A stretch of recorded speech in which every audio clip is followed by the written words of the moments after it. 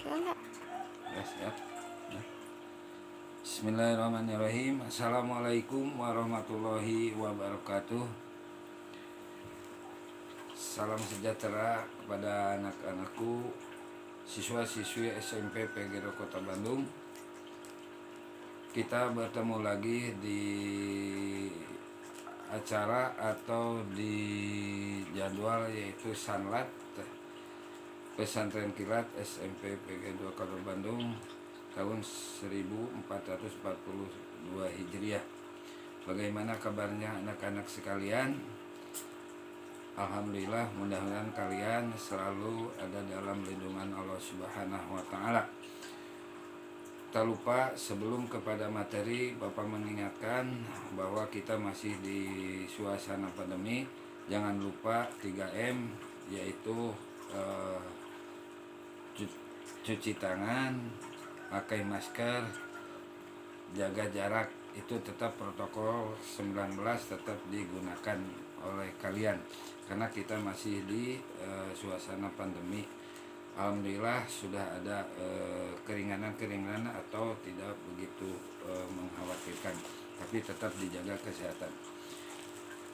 Bapak mengucapkan marhaban ya Ramadan, selamat datang dan selamat menunaikan ibadah puasa. Mudah-mudahan puasa kita ini diberi kekuatan Allah Subhanahu wa taala, kuat lahir dan batinnya. Dan mudah-mudahan puasa kita dijadikan puasa yang makbul dan mabrur di hadapan Allah Subhanahu wa taala. Anak-anakku, siswa-siswi SMP PGRI 2 Kota Bandung yang Bapak banggakan, dalam kesempatan ini Bapak akan membahas tentang masalah puasa yang berkaitan atau berhubungan dengan puasa di bulan Ramadan. Untuk melaksanakan puasa ataupun ibadah-ibadah yang lainnya, yang paling dasar pelaksanaannya adalah kita harus mengetahui daripada ilmu untuk ibadah tersebut. Ilmu untuk sholat, kita harus tahu sholat dan harus tahu ilmunya sholat. Begitu juga di dalam melaksanakan puasa, maka kita harus tahu ilmu-ilmu tentang puasa supaya puasanya kita ini diterima atau sempurna di hadapan Allah Subhanahu wa taala. Yang berkaitan dengan kesempurnaan daripada puasa, yang pertama kita harus tahu dulu yaitu syarat wajib puasa. Setelah mengetahui daripada syarat wajib puasa, maka kita harus mengetahui daripada syarat sahnya puasa. Nah, setelah kita mengetahui nanti syarat sahnya puasa, kita harus tahu dulu adalah rukun puasa. Nah, dan yang terakhir yang paling harus kalian ketahui adalah hal-hal yang membatalkan puasa. Nah, jadi antara salah satu ilmu untuk berpuasa tadi disebutkan, pertama syarat wajib puasa kita harus tahu, kedua syarat sahnya puasa kita harus tahu, rukun puasanya harus tahu, dan hal-hal yang membatalkan puasanya kita harus tahu. Nah, yang pertama yang akan dibahas oleh Bapak yaitu tentang syarat wajib puasa. Nah, kalian nanti di segmen yang terakhir, Bapak sebelum membahas ini, Bapak akan memberikan tugas kepada seluruh siswa-siswa SMP PGRI Kota Bandung supaya apa yang Bapak terangkan nanti kalian catat di buku catatan khusus. Nanti di akhir daripada bulan Ramadan atau nanti masuk sekolah akan Bapak akan Bapak kumpulkan ya, kalian kumpulkan, nanti akan Bapak suruh kumpulkan dan akan mendapatkan nilai. Anak-anakku yang Bapak banggakan, yang pertama tentang syarat wajib puasa, di mana syarat wajib puasa yang pertama adalah berakal. Jadi orang yang tidak berakal itu tidak masuk kepada syarat wajib puasa.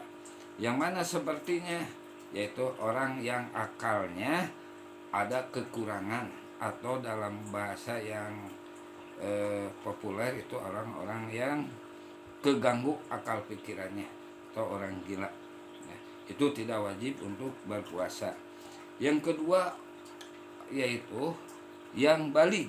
balik di sini ada aturannya menurut hukum syara, yaitu umur 15 tahun ke atas, atau ada tanda lain seperti bagi perempuan yang umurnya belum 15 tahun tapi tanda-tanda baliknya sudah ada, seperti menstruasi atau kedatangan tamu, ya. Itu meskipun umurnya belum mencapai 15 tahun bagi perempuan tetapi sudah datang haid, maka itu wajib kepada puasanya. Yang anak-anak di sini memang tidak wajibkan, tapi di sini adalah disuruh untuk belajar berpuasa. Karena apa? Nanti kalau kebiasaan kita berpuasa, nah ketika diwajibkan berpuasa, maka itu akan mudah untuk melaksanakan puasanya. Yang ketiga, syarat wajib puasa itu adalah kuat berpuasa.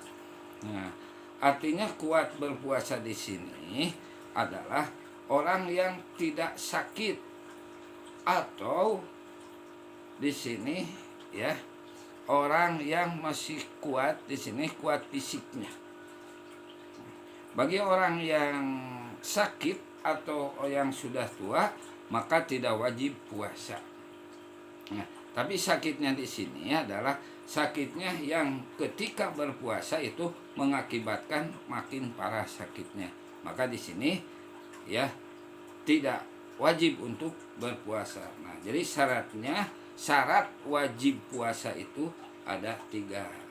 Yang pertama yang tadi berakal, yang kedua balik, yang ketiga adalah kuat berpuasa. Nah, yang 3 tersebut belum tentu sah kalau berpuasa.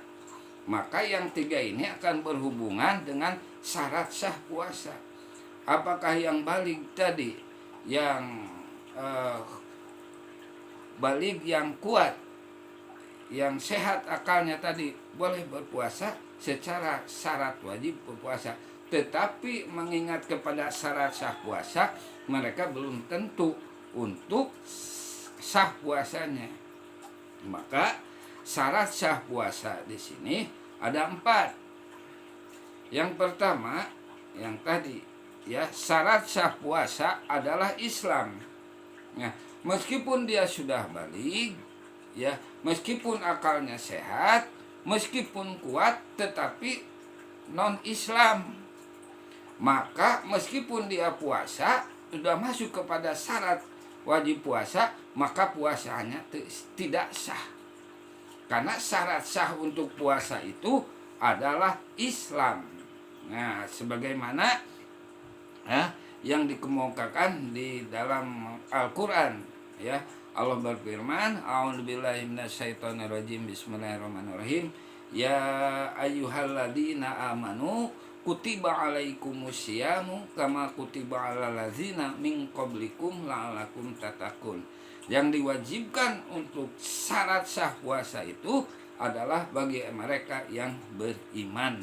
Nah, orang yang beriman tentu di sini adalah Islam, ya. Tapi orang Islam belum tentu dia beriman. Maka di sini Al-Qur'an menjelaskan orang yang beriman, karena di dalam jiwa yang beriman, yang yakin kepada Allah, yakin di situ ada tertanam keislaman. Jadi syarat sah yang pertama, ya, untuk melaksanakan puasa supaya puasanya adalah Islam. Yang kedua adalah mumayid, ya. Mumayid di sini adalah yang dapat membedakan mana yang baik dan mana yang tidak baik, atau orang yang sudah bisa membedakan mana yang haram dan mana yang halal. Kenapa mumayid dan bedanya mumayid dan balik? Nah, kalau secara umur orang balik belum tentu mumayid. Kenapa demikian? Karena banyak orang yang usianya sudah balik, sudah 15 tahun, 17 tahun, tetapi belum bisa memilah atau belum bisa membedakan mana yang haram dan mana yang halal. Karena apa? Yang tadi, karena ada kegangguan daripada otaknya, ya, ada kelainan jiwanya. Maka di sini yang disyarat sah puasa oleh Allah adalah orang yang mumayyiz, yaitu orang yang bisa membedakan mana yang haram dan mana yang tidak. Nah, itu syarat yang kedua. Syarat yang ketiga untuk sahnya puasa, dia sudah balik, dia sudah Islam, dia sudah mubayyid. Maka yang ketiga, suci dari haid dan nifas. Nah, ini syarat sah puasa yang ketiga dikhususkan bagi kaum perempuan atau kaum hawa, ya. Mereka harus suci dari haid, darah haid dan dari darah nifas. Ciri daripada haid itu adalah ciri daripada balik, dan nifas itu adalah orang yang baru melahirkan atau sudah melahirkan. Maka bagi mereka ini, ya, tidak sah untuk melakukan puasa karena dia masih kotor atau mempunyai kotoran. Maka sebelum dia puasa bagi yang haid, ya, atau yang nifas, maka harus bersih dulu, ya, dengan mandi haid atau mandi besar, ya.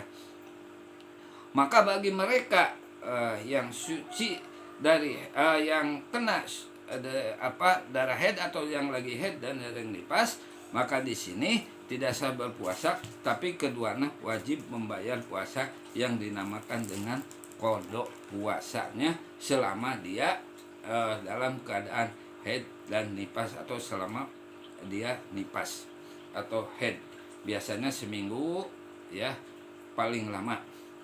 Yang keempat, dari syarat sah puasa adalah dalam waktu yang ditentukan atau diperbolehkan puasa. Sekarang kan puasa wajib, puasa Ramadan, maka itu, ya, dalam waktu bulan Ramadan, maka disebut puasa di bulan Ramadan, tepat pada waktunya. Tidak sah sekarang berpuasa di luar bulan Ramadan, misalkan di bulan Syawal, puasa Ramadan bulan Syawal, tidak bisa, ya. Adapun yang puasa di luar daripada bulan Ramadan itu adalah puasa-puasa sunat, ya, atau puasa qada, ya, itu bisa di luar bulan Ramadan. Maka di bulan yang keempat itu harus tepat dan harus tepat waktu diperbolehkannya puasa di puasa seperti puasa di bulan Ramadan ini. Itu 4 syarat sah puasa supaya, nah, yang keempat ini kalian harus paham: 1, Islam; 2, mumayyiz; 3, suci dari hadas, haid dan nifas; ketiga, dalam waktu yang diperbolehkan. Itu syarat mutlak sah kita melaksanakan puasa. Yang ketiga dari ilmu puasa supaya kita sempurna adalah mengenai rukun puasa. Nah, harus tahu rukun puasa di sini, ya. Yang pertama rukun puasa, anak-anak, yaitu niat di malam harinya. Nah, itu biasanya itu niat, maka kalian harus pergi, harus berjamaah ke masjid. Itu biasanya di masjid-masjid itu imam sebelum beres tarawih, setelah berdoa setelah beres tarawih terus berdoa, dia suka bersama-sama niat daripada puasa, yaitu nawaitu saumal godin an adai padu syahri ramadana di sanati padu lillahi ta'ala. Niatkan dalam hati bahwa kita akan melaksanakan puasa bulan Ramadan pada hari esok. Nah, ini niat sangat penting di dalam melaksanakan puasa, ataupun niat menjadikan dasar dari sahnya untuk melaksanakan suatu perbuatan, suatu amal, ya. Al amalu biniat. Jadi amal itu tergantung pada niatnya. Niat mau sholat kudu betul niat sholatnya, niat mau puasa kudu betul sholatnya, puasanya. Nah, di niat bulan puasa, niat puasa itu dilaksanakan dari mulai malam sampai menjelang daripada subuh. Kalau kalian lupa, itu secepatnya di waktu sahur niatkan dalam hati ya yang tadi kita sudah tahu, kalian sudah pintar lah untuk doa atau niat daripada puasa. Ya, mengulangi saja Bapak. Bismillahirrahmanirrahim. Niat untuk puasa, nawaitu saumal godin an adai padu syahri Ramadana hadi sanati lillahi ta'ala. Niat saya berpuasa bulan Ramadan tahun ini padu karena Allah Ta'ala. Itu rukun daripada puasa. Yang terakhir daripada rangkaian ilmu untuk supaya sah berpuasa, kalian rukun puasa tadi ya, baru satu yang tadi niat. Yang kedua rukun puasa adalah menahan dari segala hal yang membatalkan puasa sejak terbit fajar sampai terbenam matahari. Nah, ini biasanya diberi tanda, yaitu kalau kita lihat jam, yaitu jam imsak. Nah, biasanya dari masjid-masjid itu biasa dikomando atau diberitahu bahwa waktu telah imsak. Nah, itu artinya bahwa telah berhenti kita untuk makan dan minum, dan sudah mulai kita persiapan untuk berpuasa sampai kepada terbenam matahari atau maghrib. Nah, ini harus bisa menjaga hal-hal yang bisa membatalkan daripada puasa kita.